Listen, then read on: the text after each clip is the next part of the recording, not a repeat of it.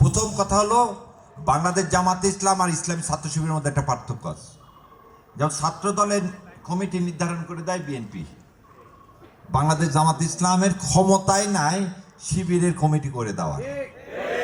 বাংলাদেশ জামাত ইসলাম চাইলে আমিরে জামাত কালকে সাদ্দামকে বলতে পারবে না তুমি আর শিবিরে থাকতে পারবে না। তার মানে ছাত্র শিবির এবং জামাত ইসলাম দুইটা আদর্শিক আলাদা দল। কি দল? আদর্শিক দল। কি আদর্শ? দুইটা দলে চাই কোরআন ও সুন্নাহর ভিত্তিতে কি হোক, সমাজ পরিচালিত হোক, ব্যক্তি এবং রাষ্ট্র পরিচালিত হোক। সেজন্য ছাত্রদের জন্য ছাত্র শিবির একটা সংগঠন, আর যখন ছাত্র থেকে চলে যাবেন তখন হচ্ছে বাংলাদেশ জামাত ইসলাম। এবারে দ্বিতীয় কথাটা আপনার, তাহলে জামাত আর শিবিরের কথাটা বোঝা গেল। দ্বিতীয়, ৭১ সালে অখণ্ড পাকিস্তান চাওয়াটা একটা রাজনৈতিক ভুল।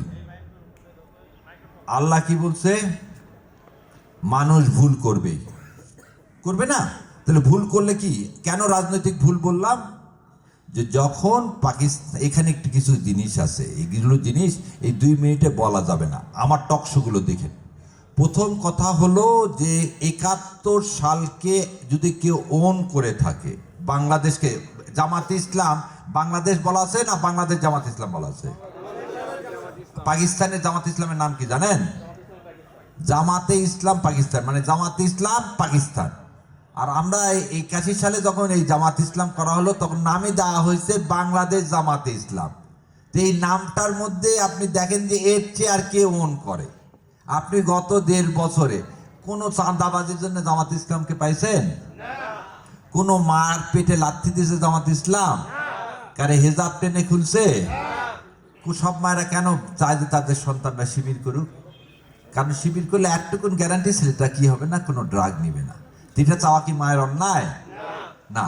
তাহলে মানুষ গড়ার কারখানাকে জামাত, তাহলে জামাত এবং শিবির হতে মানুষ তৈরি করতেছে। তাহলে এটা কাদের লাগবে?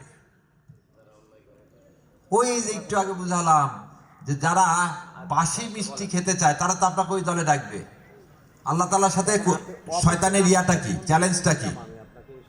যে শয়তান বেশিরভাগ মানুষকে জাহান্নামে নিয়ে যাবে, আর আল্লাহ বলছে না আমি বেশিরভাগ মানুষকে জান্নাতে দেব। সেজন্য 8টা জান্নাত তৈরি করছে। তারপরেও মাত্র 1 কাতার লোক কোথায় যাচ্ছে? জান্নাতে যাচ্ছে। তাহলে বেশিরভাগ লোকই কোথায় যাবে? জাহান্নামে। তাহলে ধোঁকার সংখ্যাটা হচ্ছে বেশি।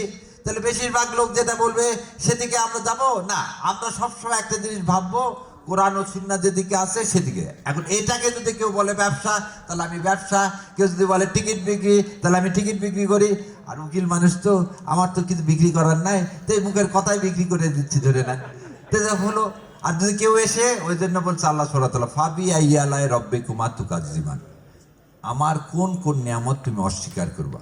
এই যারা যারা বলছে টিকিট বিক্রি করতেছি, তারাও আল্লাহর একটা নিয়ামত অস্বীকার করে বলুক এই নিয়ামত আল্লাহর না, অতএব আমার বেহেশতে যাওয়ার দরকার নেই। সো যতক্ষণ এটা বলতে না পারছে। আর আমরা সবসময় কি করি, নামাজ তো 5 ওয়াক্ত পড়ি, আমাদের একটা রিপোর্ট কার্ড আছে না? ভোটের আগে মাথায় টুপি দিই? ভোটের আগে কি আমরা তসবিহ পড়ি? ভোটের আগে বলি না না শরিয়া কায়েম করবো, অন্য সময় বলি শরিয়া নাই।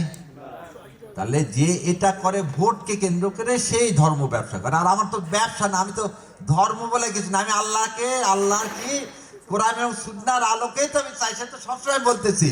তাহলে আমি ব্যবসাটা করবো কখন? আমরা ব্যবসা সবসময় করি জান্নাতের জন্য। ঠিক আছে? আচ্ছা, আর না।